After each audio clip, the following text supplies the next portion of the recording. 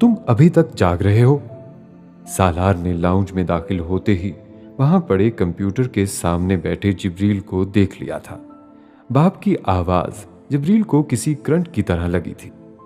बर्क रफ्तारी से उसने कंप्यूटर की स्क्रीन पर वो साइट बंद की जो वो खोले बैठा था, और फिर मजीद कुछ भी बंद किए बगैर वो रिवॉल्विंग चेयर पर बैठे बैठे घूमा। वो अब बाप का इस्तकबाल करने के लिए तैयार था, जो लाउंज के बैरूनी दरवाजे से सीधा अंदर आया था, लेकिन अभी तक उसके करीब नहीं पहुंचा था। इमामा हॉर्न की आवाज सुनकर भी नहीं आई थी। जिब्रील हॉर्न की आवाज सुन ही नहीं सका था। उसका जहन जिस गर्दाब में फंसा हुआ था वहां वो सुन भी नहीं सकता था। मैं एक असाइनमेंट की तैयारी कर रहा था, जिब्रील ने अपने सामने खड़े सालार को देखे बगैर, नजरें मिलाए बगैर कहा। वो बाप का चेहरा क्यों नहीं देख पा रहा था?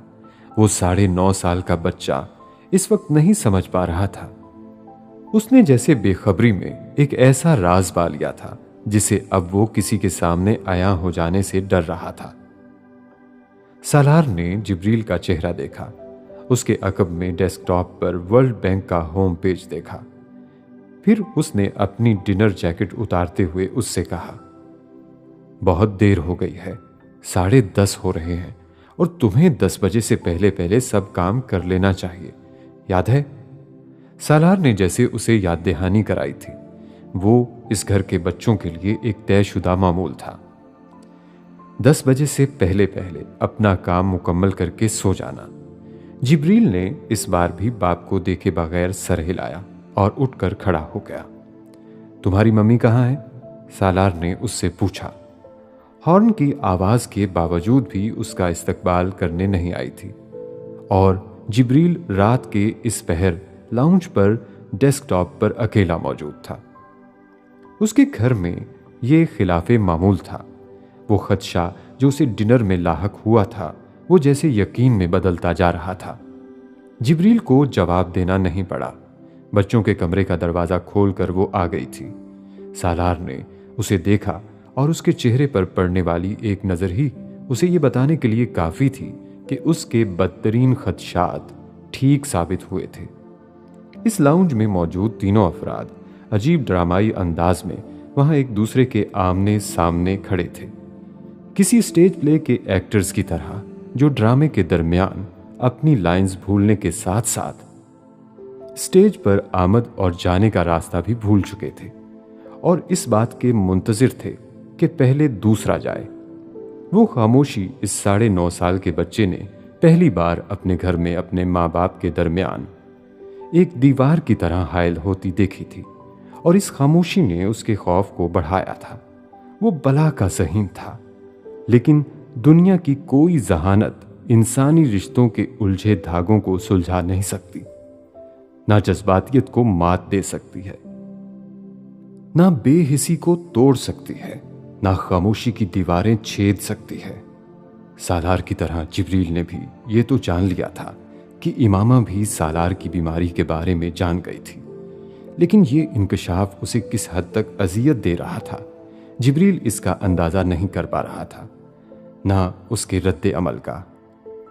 गुड नाइट उसे जैसे राह फरार सूझ गई थी। वो 2 लफ्ज बोलकर मां की तरफ देखे बगैर वहां से गैर मतवाजन चाल के साथ गया था। लाउंज में खड़े रह जाने वाले इन दोनों अफराद ने उसे नहीं देखा था। अपने बेडरूम में दाखिल होकर पीछे देखे बगैर भी वो जानता था वो उसके पीछे थी और मैकेनिकी अंदाज में अंदर आई थी, यूं जैसे किसी ट्रांस में थी। सहर ज़दा नहीं थी, दहशत ज़दा थी, यूं जैसे बहुत कुछ पूछने के बावजूद कुछ पूछना नहीं चाहती थी। जैसे उसे यकीन था अब जो भी खबर मिलनी थी बद से बदतर मिलनी थी। सालार अब भी उसकी तरफ मतवज्जो नहीं था।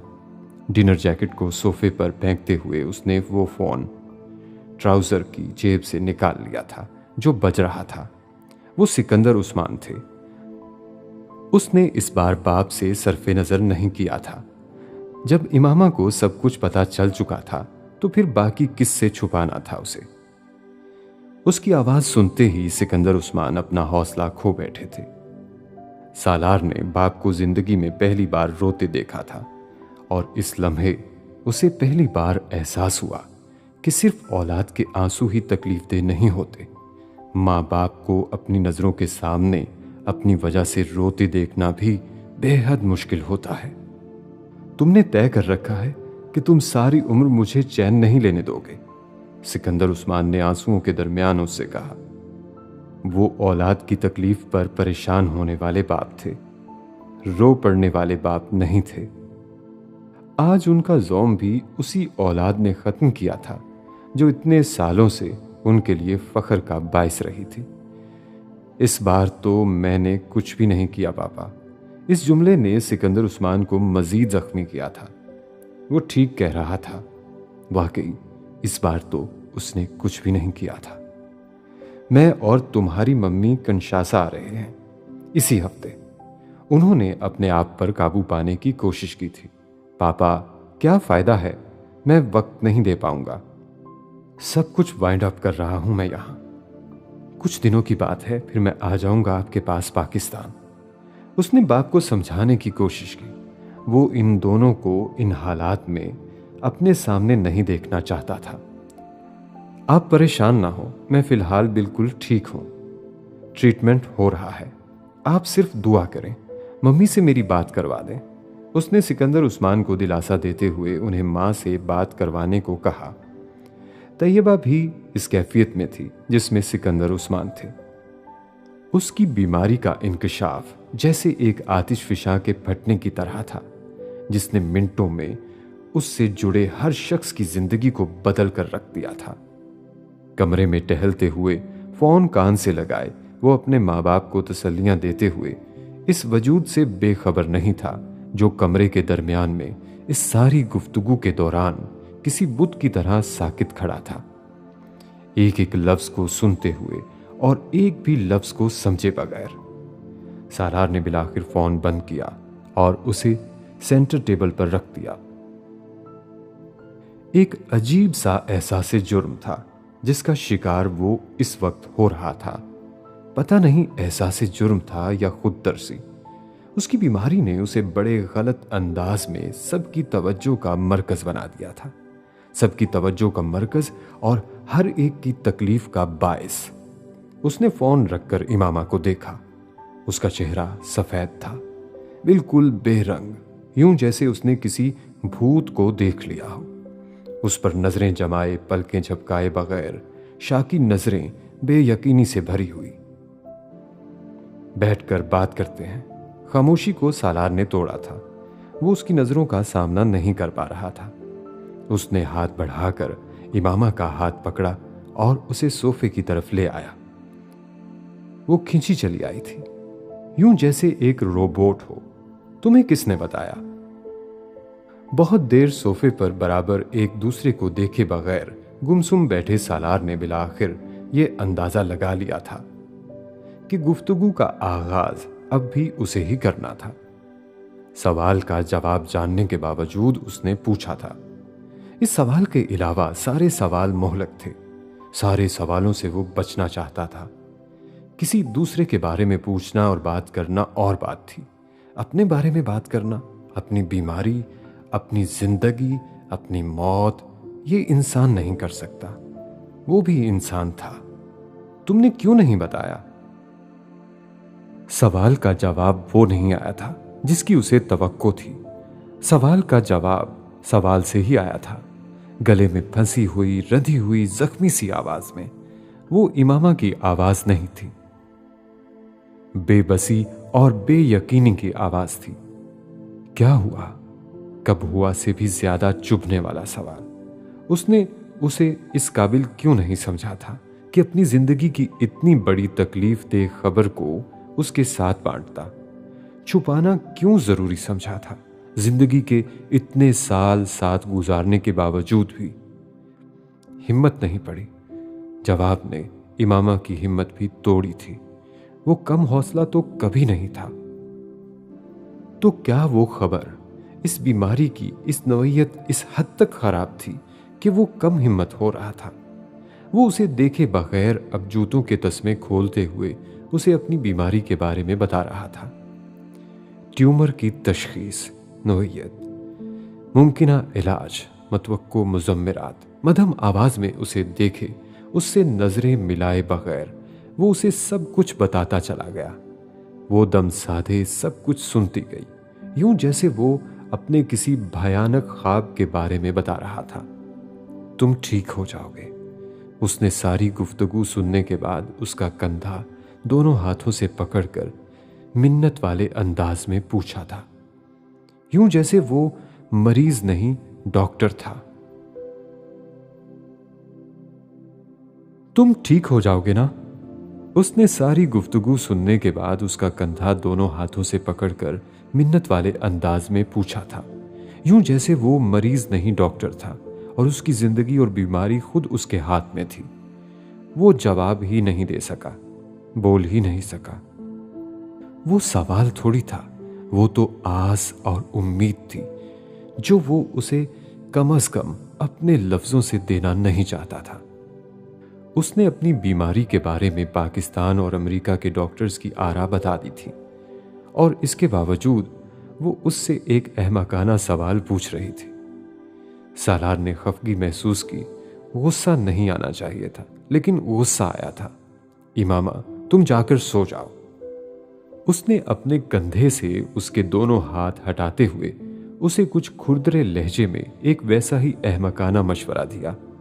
वो अपने जूते उठाकर सोफे से उठ जाना चाहता था। वो उठ नहीं सका। वो अब फूट फूट कर रो रही थी, बच्चों की तरह उसके कंधे से लगी। वो उसे सोने का कह रहा था। नींद तो हमेशा के लिए चली गई थी अब उसकी जिंदगी से। वो जो एक घर इतनी मुश्किल से बनाया था वो टूटने जा रहा था। साहिबान हटने वाला था और वो उसे कह रहा था वो सो जाए। वो उससे लिपटी हिचकियों के साथ रोती रही। वो मुजरिमों की तरह चुप सर झुकाए बैठा रहा। तसल्ली, दिलासा दे सकता था, पर क्या देता?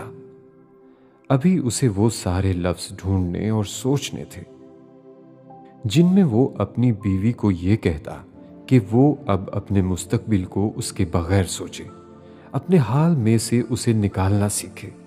ये नाउम्मीदी और मायूसी नहीं थी, हकीकत पसंदी थी। वो हकीकत पसंदी जिससे इमामा नफरत करती थी।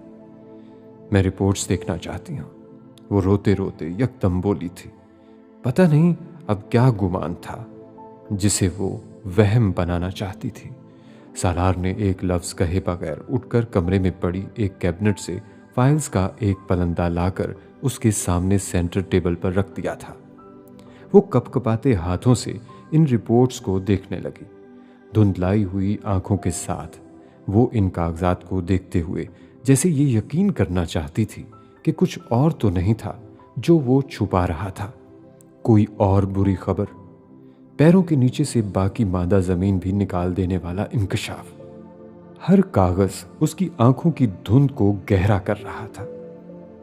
वो मेडिकल की स्टूडेंट रह चुकी थी, रिपोर्ट्स में इस्तेमाल शुदा टर्म्स को पढ़ भी सकती थी, समझ भी सकती थी।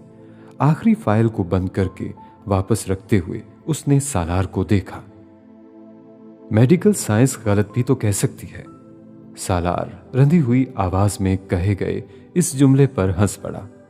वो गलत आदमी को गलत जुमले से उम्मीद दिलाने की कोशिश कर रही थी, बल्कि शायद ये जुमला उससे नहीं अपने आप से कह रही थी, अपने दिमाग में चलने वाले झक्कड़ रोकने के लिए। हाँ, साइंस गलत भी कह सकती है, डॉक्टर्स की तशखीस भी गलत हो सकती है, इलाज भी। उसने इमामा हाशिम की बात को रद्द नहीं किया था, उसकी अजियत को वो और नहीं बढ़ाना चाहता था। तुम ठीक हो जाओगे ना? उसका बाजू एक बार फिर थामा गया था, सवाल फिर दोहराया गया था। वो खामोश नहीं रह सका, गुस्सा भी नहीं दिखा सका। अगर मेरे हाथ में होता तो जरूर, लेकिन ये अल्लाह के हाथ में है, इसलिए इंशाअल्लाह। वो फिर हिचकियों से रो पड़ी थी। इस बार सालार ने उसे लिपटा लिया। वो मर्द था, रोना नहीं चाहता था, मगर जज्बाती हो रहा था। वो आंसू नहीं थे, वो सारे खौफ और खदशात थे जो उसकी बीमारी उनकी जिंदगी में ले आई थी। 4 कमसिन बच्चों के साथ वो एक औरत अपनी जिंदगी को कैसे अकेले बसर कर लेने का तसव्वुर कर लेती, जब वो पिछले 11 सालों से उस पर हर लिहाज से इन्हसार करती रही थी। खौफ बेशुमार थे और वो उसके इजहार के बगैर भी जैसे उसका जहन पड़ रहा था। इमामा, तुम्हें बहादुर बनकर इस सब का मुकाबला करना है।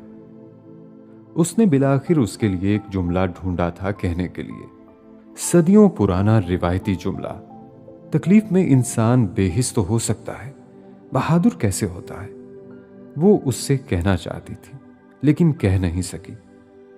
जिंदगी में पहली बार उसने सालार की किसी बात पर एतराज के बावजूद एतराज उस तक नहीं पहुंचाया। लड़ना झगड़ना बहस मुबाहिसा ये तो तब होता है जब सालों का साथ हो। सालों का साथ गुजर गया था, अब जो रह गया था वो मोहलत थी और इस मोहलत ने उसे कुछ कहने के काबिल नहीं छोड़ा था। शिकवा, शिकायत, गिला, एतराज, कुछ भी। वो रोती रही, वो उसे साथ लगाए थपकता रहा। तुम ठीक हो जाओगे। बहुत देर तक उससे लिपटकर रोते रहने के बाद वो उससे अलग हुई और उसने जैसे खुद पर काबू पाते हुए कहा, तुम फिर सवाल कर रही हो। सालार को लगा उसकी जहनी कैफियत ठीक नहीं थी। नहीं, सवाल नहीं कर रही, बता रही हूं, तुम्हें बहादुर बनकर इस सब का मुकाबला करना है। वो उसका जुमला उसी से दोहरा रही थी। वो उसे देख कर रह गया। बीमारी है, मौत तो नहीं है। कैसी तसल्ली थी जो उसने दी थी। उसे शायद ख्याल आया था कि उसे सालार को तसल्ली देना चाहिए थी। उसके आंसू उसे परेशान कर रहे होंगे, मगर उसे ये अंदाजा नहीं था कि उसके अल्फाज उसके चेहरे का साथ नहीं दे रहे होंगे। इमामा सुर्ख सूजी हुई आंखों के साथ लड़खड़ाती जुबान में उसे जो उम्मीद दिला रही थी उसकी हकीकत उसे भी पता थी और वो उसको भी जैसे वो उम्मीद दिला रही थी। तुम कहती हो तो मान लेता हूं। वो मुस्कुराया। इमामा की आंखों में आंसुओं का एक और सैलाब आया। मैंने जिंदगी में तुम्हें बहुत सारे आंसू दिए हैं। तुम्हारे रोने की बहुत सारी वजूहात का बायस बना हूं मैं। उसके आंसुओं ने अजीब कांटा चुभोया था सालार को। बहते आंसुओं के साथ सर हिलाते हुए वो हंसी। हाँ, पर मेरी जिंदगी में खुशी और हंसी के सारे लम्हात की वजह भी तुम हो। वो उसका चेहरा देख कर रह गया, फिर यकदम उठ खड़ा हुआ। सो जाओ, बहुत रात हो गई है। वो कपड़े तब्दील करने के लिए वॉशरूम में चला गया था। जब वापस आया वो इसी तरह वहां बैठी थी, इन्हीं फाइलों के पलंदे को एक बार फिर गोद में लिए, जैसे उसमें झूठ ढूंढ रही हो। कोई गलती, कोई गलत फहमी, उम्मीद तो वहां नहीं थी। सालार ने कुछ कहे बगैर खामोशी से उसकी गोद से वो सारी फाइलें उठा लीं। उसने कोई एतराज नहीं किया था। इमामा, एक वादा करो। फाइलों को उस कैबिनेट में लॉक करते हुए सालार ने उससे कहा। क्या? उसने दुपट्टे से अपना चेहरा रगड़ते हुए उससे कहा। बच्चों को कुछ पता नहीं चलना चाहिए, वो बहुत छोटे हैं। इमामा ने सर हिला दिया। ब्रेन ट्यूमर क्या होता है? हुमैन ने दुआ का आखिरी लफ्ज पढ़ते ही जिब्रील से पूछा। जिब्रील का रंग उड़ गया। वो अभी कुछ देर पहले ही कमरे में आया था। तुम क्यों पूछ रहे हो? जिब्रील को लगा जैसे हुमैन ने वो सवाल उससे जानबूझकर किया था, यूं जैसे उसकी चोरी पकड़ ली थी। कोई डिजीज होती है, वो जिब्रील से पूछने के बावजूद अंदाजा लगा चुका था। तुम क्यों पूछ रहे हो? जिब्रील ने एक बार फिर उसके सवाल का जवाब देने की बजाय अपना सवाल दोहराया, लेकिन उसने दिल में जैसे दुआ की थी कि उसे कुछ पता ना हो। हमारी फैमिली में किसी को ब्रेन ट्यूमर है, हुमैन ने बिलाखिर ऐलान किया। जिब्रील ने इनाया और रईसा को देखा। वो दोनों सो चुकी थी। आई थिंक दादा हैज गॉट ब्रेन ट्यूमर। मेरा ख्याल है दादा को ब्रेन ट्यूमर है। उसने जिब्रील के तबसरे से पहले अपना अगला नतीजा उसके साथ बांटा। He told mummy and mummy got upset. उन्होंने मम्मी को बताया है और मम्मी अपसेट हो गई हैं। जिब्रील उसका चेहरा देखकर रह गया। तो उसकी मां तक भी यह खबर पहुंच चुकी थी और उसके दादा तक भी, और पूरी फैमिली तक। वो बच्चा सोच रहा था, इज दादा गोइंग टू डाई? क्या दादा मरने वाले हैं? हुमैन ने इस बार लेटे लेटे बेहद राजदाराना अंदाज में जिब्रील से पूछा। नहीं, उसने बेइख्तियार कहा। आई thank God, I love him so much. Thank God, मुझे उनसे बहुत प्यार है। हुमैन ने अपने नन्हे नन्हे हाथ सीने पर रखकर जैसे सुकून का सांस लिया। अब ठीक है हुमैन, तुम ये बात किसी को मत बताना। जिब्रील ने यकदम उसे टोका। दादा के ब्रेन ट्यूमर वाली? वो मुतजस्सस हुआ। हाँ, क्यों? इस क्यों का कोई माकूल जवाब नहीं था उसके पास, लेकिन जवाब के बगैर हुमैन को वो कायल नहीं कर सकता था। ये मम्मी का सीक्रेट है, वो इसे डिस्क्लोज नहीं करना चाहती। ओह हाँ। हुमैन को फौरी तौर पर बात समझ में आ गई। दादा ने मम्मी को ये बात बताई तो वो अपसेट हो गई। अब तुम किसी और को बताओगे तो वो भी अपसेट हो जाएगा। जिब्रील जितने हिफाजती बंद बांध सकता था उस वक्त बांधने की कोशिश कर रहा था। वो नन्हा बच्चा माँ बाप के इस राज को राज रखने के लिए हलकान होता जा रहा था। ओह माय गॉड, ये तो मैंने सोचा ही नहीं था। हुमैन को यकदम ख्याल आया वो जिब्रील की बात ना मानकर कितना बुरा काम करने वाला था। जिब्रील अब सोने के लिए लेट चुका था। लोगों को अपसेट करना गुनाह है ना? एक पुरस्रार सरगोशी उसके बाएं कान में एक बार फिर गूंजी। हाँ, ये बहुत बड़ा गुनाह है। जिब्रील ने सरगोशी में ही अंधेरे में चमकने वाली इन आंखों को डराया। हाँ, ओके। हुमैन की आवाज में इस बार खौफ था और वो सीधा होकर लेट गया। वो आजकल हर काम और बात को एक ही पैमाने पर जज करता था। क्या वो सिन है? जिब्रील कुछ देर इसी तरह लेटा रहा। नींद उसकी आंखों से कोसों दूर थी। हुमैन के खर्राटे थोड़ी ही देर में उसके कानों में गूंजने लगे।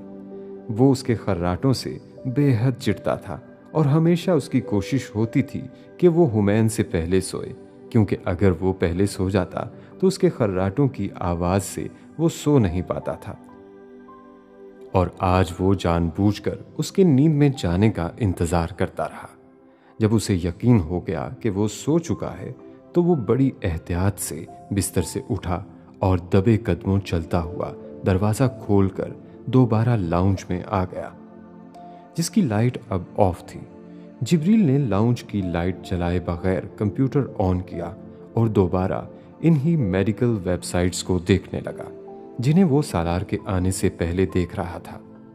9.5 साल की उम्र में मोहम्मद जिब्रील सिकंदर ने पहली बार ब्रेन ट्यूमर के बारे में पढ़ा था, न्यूरोऑन्कोलॉजी के बारे में, ओलिगोडेंड्रोग्लाइकोमास के बारे में, उसकी हर टाइप के बारे में और दिमाग के बारे में।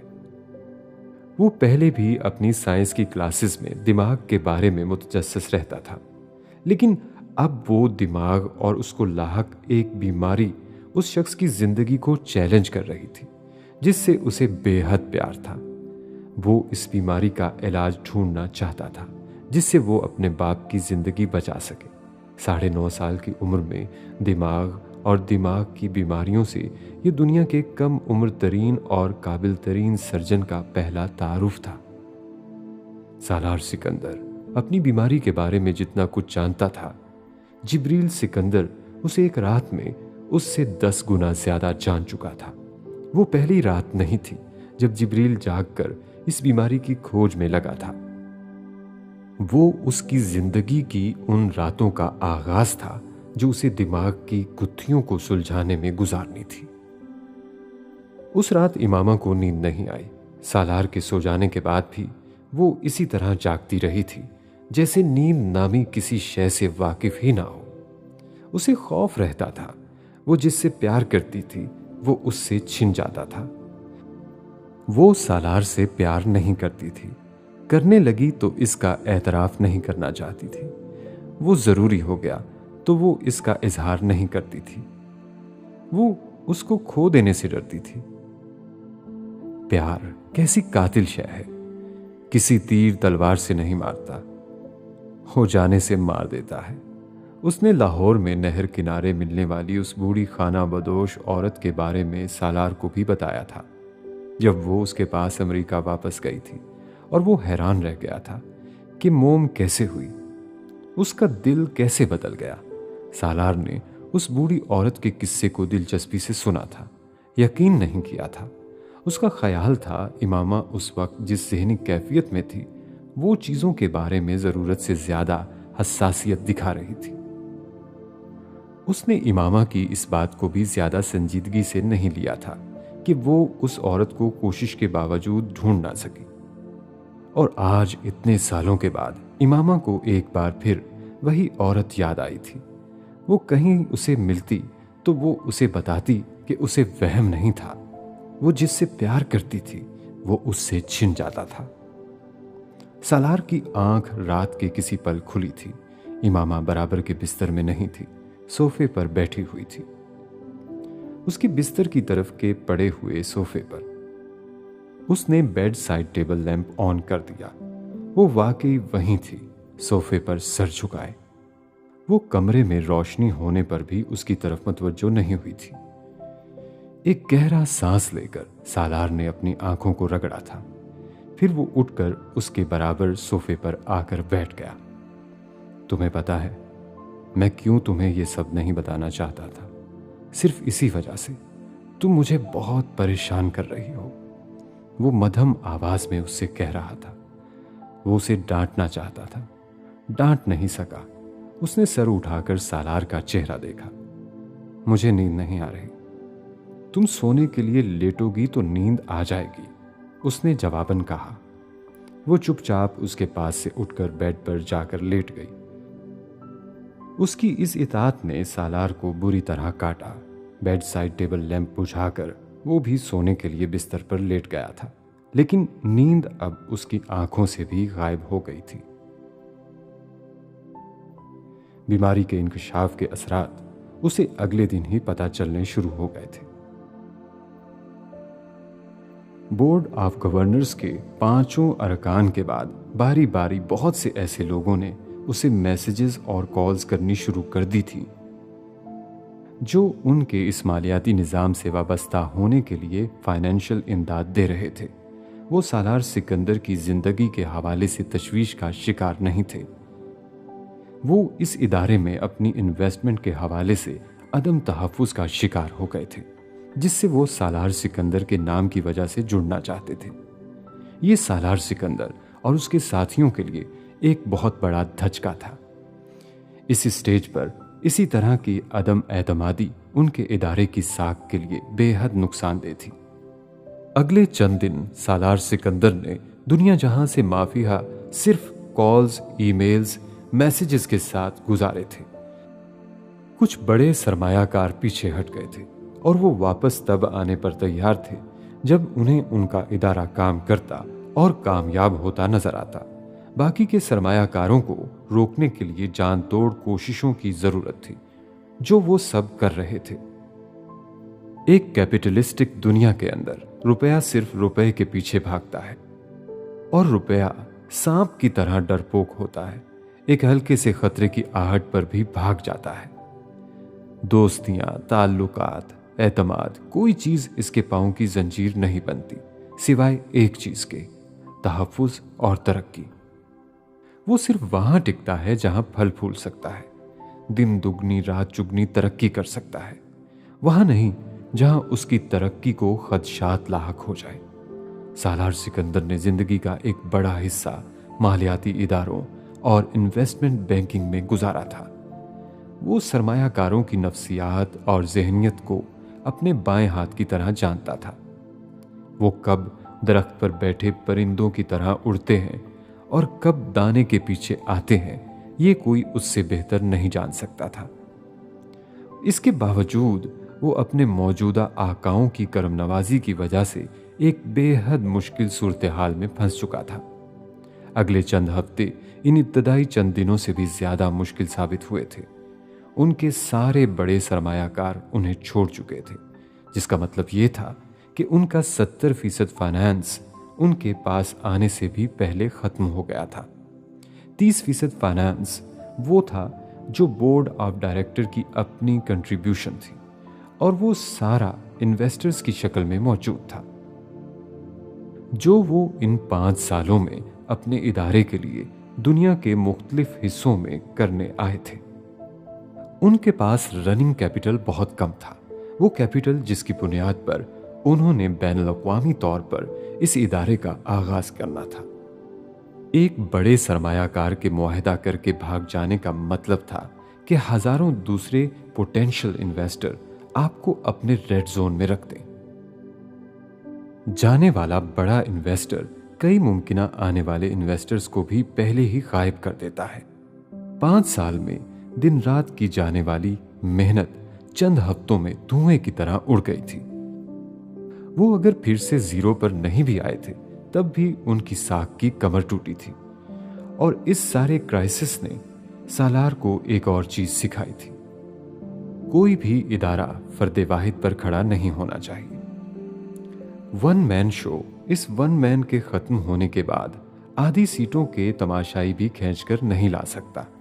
ये बहुत बड़ा सबक था जो सालार सिकंदर ने बहुत बड़ी कीमत अदा करके हासिल किया था। वो जिंदगी में बहुत कम मायूस हुआ था, बहुत कम उसे ये लगा था कि वो कुछ नहीं कर सकेगा, और ये पहली बार हुआ था कि उसे बैठकर ये सोचना पड़ गया था कि क्या ये सब कुछ ऐसा तो नहीं है जो वो नहीं कर सकता। क्या वो अपनी सलाहियतों और इस्तात से बड़ा ख्वाब देख रहा था? क्या उसकी फैमिली के लोग और अहबाब ठीक थे जो वो उसे इस रास्ते पर चलने से रोक रहे थे?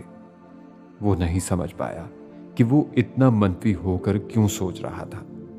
शायद उसकी एक बुनियादी वजह वो बीमारी थी जिसका वो शिकार था, जो उसे जिंदगी में पहली बार जिंदगी के आखिरी लम्हे के बारे में टिक टिक करते हुए बता रही थी। 7 से 10 साल उसे जो भी करना था इससे भी कम मुद्दत में करना था, लेकिन धागे का सिरा कहां था और सिरा पकड़ा कैसे जाए, फौरी तौर पर यह समझ से बाहर था। अगर मैं तुम्हें एक बैड न्यूज बताऊं तो क्या तुम अपसेट हो जाओगी? अगले दिन स्कूल खत्म होने के बाद गाड़ी के इंतजार में खड़े हुमैन सिकंदर ने रईसा से कहा। इनाया और जिब्रील को पिक करने से पहले ड्राइवर उन दोनों को पिक करता था। फिर इसी स्कूल के एक दूसरे कैंपस से जिब्रील और इनाया को एक लम्हे के लिए रईसा की समझ में नहीं आया वो हुमैन के इस सवाल का क्या जवाब दे। जिब्रील के खूब समझाने बुझाने और धमकियों के बावजूद वो कोई खबर इतनी ही देर हजम कर सकता था जितनी देर उसने हजम कर ली थी। और घर में रईसा वो सबसे पहला फर्द होती थी जिसे वो हर ब्रेकिंग न्यूज़ देता था, क्योंकि घर में रईसा के अलावा उसे कोई उस जैसा सामे नहीं मिलता था जो उसकी हर बात को ना सिर्फ दिलचस्पी से सुनता रहता बल्कि आमन्ना सदकना कहकर इस पर यकीन भी कर लेता। घर में अब चूंकि 2 ग्रुप थे, जिब्रील और इनाया, सोबर और समझदार, और हुमैन और रईसा। इन दोनों को किस कैटेगरी में डाला जाता ये मुश्किल था, क्योंकि वो दोनों एक कैटेगरी में नहीं आते थे। हुमैन बेहद शरारती और बातूनी था, सवालात की भरमार के साथ, लेकिन इसके साथ साथ बेइंतहा ज़हीन। पढ़ाई उसका मसला नहीं था, उसके माँ बाप का मसला था।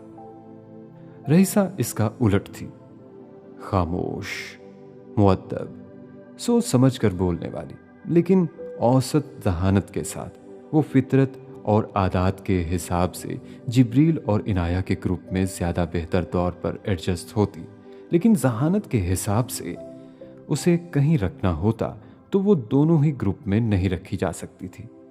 सालार और इमामा के तीनों बच्चों के आईक्यू में 19-20 का फर्क हो सकता था, मगर 1 और 20 का नहीं। लेकिन जहानत और आदात का फर्क होने के बावजूद हुमैन सिकंदर के साथ उसका बला का इत्तेफाक था। वो दोनों घर के छोटे थे और दोनों इकट्ठे रहना पसंद करते थे, जिब्रील और इनाया की तरह। रईसा उसकी बात आधी समझी थी, आधी नहीं समझी थी, लेकिन उसे तजस्सुस हुआ था। नहीं, मैं अपसेट नहीं होंगी, उसने चंद लम्हे सोचकर कहा। ग्रेट। हुमैन का चेहरा खिल उठा।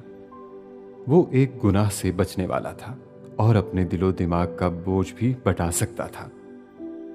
तुम्हें पता है मम्मी और बाबा आजकल अपसेट क्यों हैं?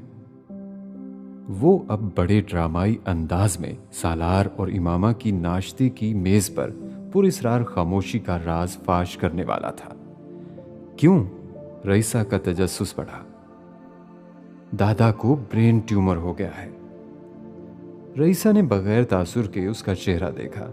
ये एक बीमारी है, लेकिन वो इससे मरेंगे नहीं। उसने रईसा को समझाया। रईसा की समझ में ये बात भी नहीं आई थी। ओके, उसने हस्बे आदत हुमैन की बात के जवाब में कहा और फ्राक की जेब में पड़ी हुई वो चॉकलेट निकालकर खाने लगी जो कुछ देर पहले हुमैन ने उसे थमाई थी। यह बहुत बड़ा सीक्रेट है, बल्कि टॉप सीक्रेट। हुमैन ने उसे ज्यादा मुतासिर ना देखकर उसे मुतासिर करने की कोशिश की। रईसा ने चॉकलेट चबाते चबाते रुक कर उसे देखा। वाओ, उसने मुतासिर होने की कोशिश की और हुमैन बुरी तरह तपा। मैंने तुम्हें एक बुरी खबर सुनाई है और तुम कह रही हो वाओ। मुझे क्या कहना था? वो खाइफ हो गई थी।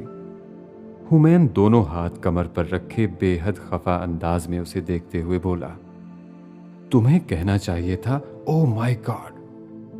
हुमैन ने अपना मामूल का जुमला पूरे तासुरात के साथ उसे रटाने की कोशिश की। Oh my God. रईसा ने इस जुमले और उसके तासुरात की नकल उतारने की भरपूर कोशिश की। हाँ, बिल्कुल इसी तरह। हुमैन ने उसकी परफॉर्मेंस से मुतमईन होते हुए जैसे उसे सराहा।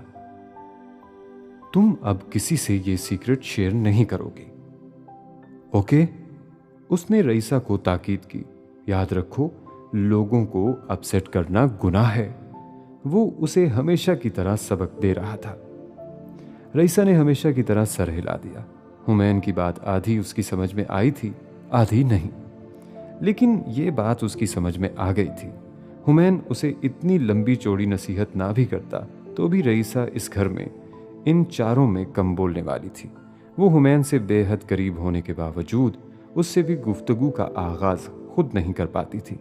वो शर्माती थी, झिझकती थी या अदम एतमाद का शिकार थी। लेकिन रईसा सालार के लिए गुफ्तगू का आगाज करना एक मुश्किल काम था। वो सिर्फ बात का जवाब देती थी, उकसाने पर सवाल करती थी, लेकिन अगर कोई उसे मुखातिब ना करता तो वो घंटों खामोश बैठी रह सकती थी, अपने काम के किसी भी उस खिलौने में मगन जिसके साथ वो खेल रही होती। कार आ गई। हुमैन ने उसे ताकीद करने के बाद गेट से नमूदार होने वाले ड्राइवर को देखते हुए पुरजोश अंदाज में ऐलान किया और साथ उसे मुतनब्बे किया, याद रखो ये एक सीक्रेट है। हुमैन ने अपना बैग उठाते हुए अपने होंठों पर एक उंगली रखी, फिर उसी हथेली को मुट्ठी की शक्ल में बंद किया। रईसा ने बैग उठाने से पहले उसकी एक्शन की नकल की। फिर हुमैन ने हाई फाइव के लिए हवा में हाथ बुलंद किया। रईसा ने भी बेहद एक्साइटेड अंदाज में अपने हाथ का पंजा उसके हाथ से टकराते हुए हाई फाइव किया। सालार, कुछ देर के लिए ये सब छोड़ दो, इमामा ने इस रात बिलाखिर उससे कहा था। वो बहुत देर तक फोन पर किसी से बात करता रहा था और डिनर के दौरान आने वाली इस कॉल को लेने के बाद डिनर भूल गया था। इमामा बहुत देर तक टेबल पर उसका इंतजार करने के बाद वक्फे वक्फे से उसे देखने बेडरूम में आती रही, लेकिन उसे मुसलसल फोन कॉल में मसरूफ देखकर उसने बिलाखिर बच्चों को खाना खिला दिया। और अब जब वो बिलाखिर बेडरूम में आई तो सालार फोन कॉल खत्म कर रहा था। खाने का पूछने पर उसने इनकार कर दिया था। वो सोफा पर बैठा अपने हाथों की उंगलियों से अपनी आंखें मसल रहा था और बेहद थका हुआ लग रहा था। वो उसके पास आकर बैठ गई। वो जिस क्राइसिस में था वो उससे बेखबर नहीं थी, लेकिन वो कुछ नहीं कर सकती थी। वो उसे ज़्यादा से ज़्यादा तसल्ली ही दे सकती थी, लेकिन उसे अंदाज़ा था कि उसकी तसल्लियाँ तिफल तसल्लियों से ज़्यादा कुछ नहीं। सालार सिकंदर की रातों की नींद अगर हराम हुई थी तो इसकी वजूहात यकीनन संगीन ही थी।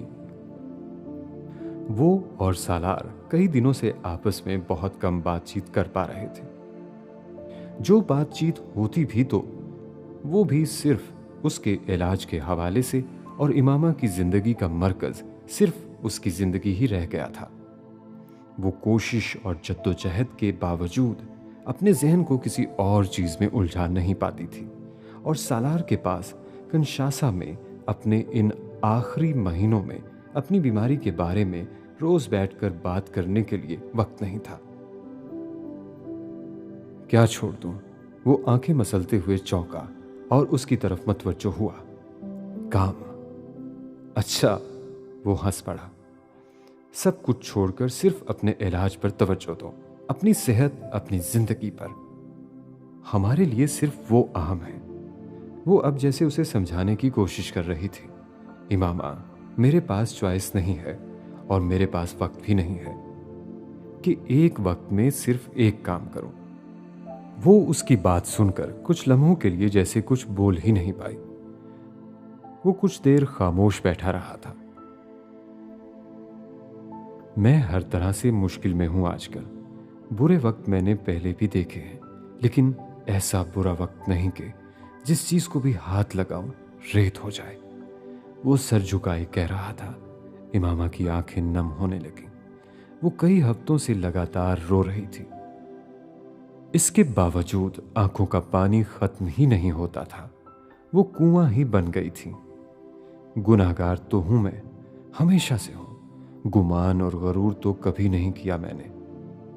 किया भी तो तौबा कर ली, लेकिन पता नहीं क्या गुनाह कर बैठा हूं कि यूं पकड़ में आया हूं। आजमाइश है सालार, गुनाह की सजा क्यों समझ रहे हो? इमामा ने उसकी कलाई पर हाथ रखा।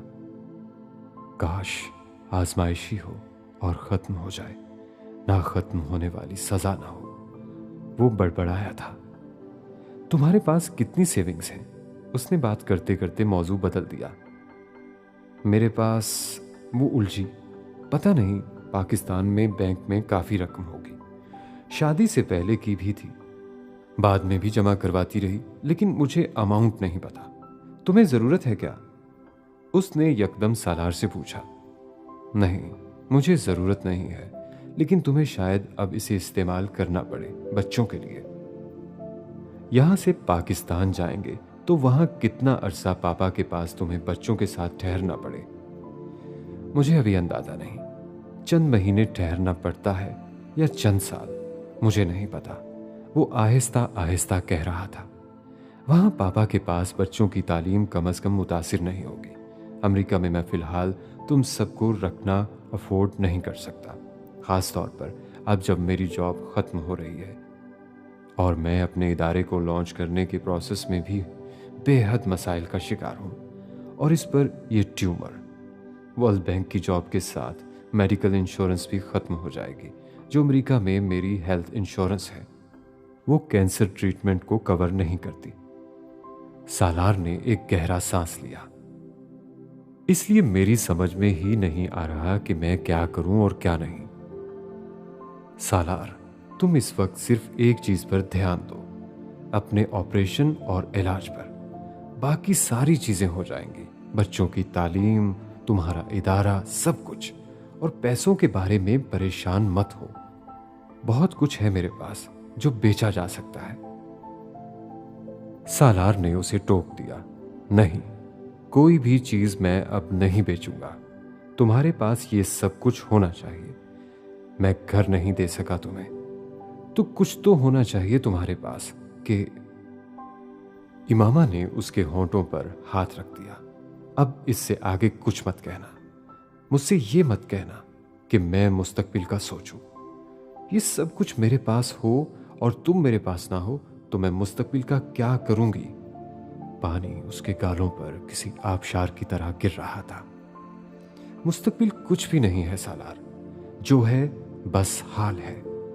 आज है, आने वाला कल नहीं। पढ़ लिख जाएंगे बच्चे, बहुत आला स्कूल्स में नहीं भी तो भी मैंने सोचना छोड़ दिया है कल के बारे में। वो रोती रही थी। तुम्हें पता है इमामा, मुझे किस चीज का रंज सबसे ज्यादा है? सालार ने बात बदलने की कोशिश की थी। उसके आंसुओं को रोकने के लिए वो और कुछ नहीं कर सकता था। तुम ठीक कहती थी कि मैंने अपनी जिंदगी का बेहतरीन वक्त सूद पर खड़े इदारों के लिए काम करते करते गुजार दिया।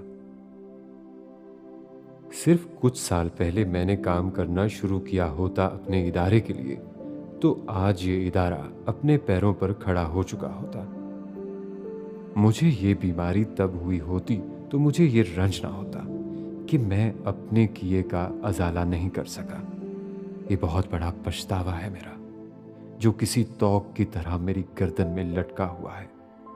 वो बेहद रंजीदा था। तुम क्यों सोच रहे हो ऐसे? तुम कोशिश तो कर रहे हो, मेहनत तो कर रहे हो, अपनी गलती का अजाला करने की कोशिश तो कर रहे हो। वो उसकी बातों पर जैसे तड़प उठी थी। हाँ, लेकिन अब बहुत देर हो गई है। तुम उम्मीद छोड़ बैठे हो। नहीं, उम्मीद तो नहीं छोड़ी, लेकिन वो बात करते करते होंठ काटने लगा। मुझे कभी ये लगा ही नहीं था कि वक्त थोड़ा रह गया है। जब तक सब कुछ ठीक रहता है, हमें लगता है हमारे पास बहुत वक्त है, हर काम कर लेंगे, हर काम हो जाएगा। हम वो सारे काम पहले कर लेना चाहते हैं जो हमारे नफ्स को पसंद है। वो सारे काम जिंदगी के आखिरी हिस्से के लिए रख छोड़ते हैं जो अल्लाह ताला को पसंद है। मैं भी मुख्तलिफ नहीं था, मैंने भी ऐसा ही किया। सालार अपने हाथ मसल रहा था, बेहद रंज के आलम में। कुरान कहता है ना कि जब इंसान जजा सजा के लिए रोजे कयामत अल्लाह के सामने पेश होगा, तो वो पुकार पुकार कर कहेगा कि ऐ मेरे रब, मुझे एक बार दोबारा दुनिया में लौटा दे, एक मौका और दे, और इस बार मैं तेरी इताअत करूंगा, गुनाह से दूर रहूंगा। मुझसे बेहतर कोई ये समझ नहीं सकता कि वो रोजे कयामत कैसी होगी। वो एक बार फिर दुनिया में लौटा देने की पुकार कैसी होगी। वो एक और मौका मांगने की इल्तिजा क्या होगी। उसकी आवाज भर आ गई थी। एक रात मैंने मारगला की पहाड़ी पर एक दरख्त से बंधे आधी रात में एड़ियां रगड़ रगड़ कर अल्लाह ताला से दुआ की थी कि वो मुझे एक मौका दे कि मैं गुनाह से ताइब हो जाऊं। मैं वो ना करूं जो कुछ मैं करता रहा हूं। अल्लाह ने मुझे मौका दिया और मेरा ख्याल था कि मैं सब गुनाहों से ताइब हो गया। ऐसा नहीं था। मैं छोटे गुनाहों से ताइब होकर बड़े गुनाहों में फंस गया था। अब एक मौका मैं अल्लाह ताला से और मांगना चाहता हूं, लेकिन मुझ में हिम्मत ही नहीं। मुझे अल्लाह से बहुत शर्म आने लगी है। सालार अपने आंसू साफ करते हुए हंस पड़ा था। अब मैं सिर्फ अल्लाह से ये दुआ करता हूं कि वो मेरी जिंदगी नहीं, सिर्फ मुझे इस काम की तकमील कर लेने दे जो मैं करना चाहता हूं। और अगर ये काम मैं ना कर सका तो फिर मेरी दुआ है कि ये काम मेरी औलाद पाए तकमील तक पहुंचाए। अगर मैं ना रहा तो फिर तुम जिब्रील को एक इकोनॉमिस्ट। इमामा ने उसकी बात काट दी। क्यों सोचते हो तुम ऐसे? सोचना चाहिए इमामा। तुम ही करोगे ये काम सालार, कोई और नहीं कर सकेगा। तुम्हारी औलाद में से भी कोई नहीं, हर कोई सालार सिकंदर नहीं होता। वो शायद जिंदगी में पहली बार एतराफ कर रही थी। उसके गैर मामूली होने का, उसके खास होने का, उसके तमाम एतराफात और इजहार नदामत के बावजूद, उसकी जिंदगी के हर नशेबो फराज से वाकिफ होने के बावजूद उसे ये मानने में मामूली सा भी शायबा नहीं था कि उसका शौहर आम इंसान नहीं था। सालार ने उस रात उससे बहस नहीं की थी। उसकी अपनी हिम्मत जितनी टूटी हुई थी, वो इमामा की हिम्मत उस तरह तोड़ना नहीं चाहता था। एक हफ्ते बाद उसे एक और चेकअप और टेस्ट के लिए अमेरिका जाना था, और वो मजीद किसी बुरी खबर के लिए अपने आप को ज़हनी तौर पर तैयार भी कर रहा था।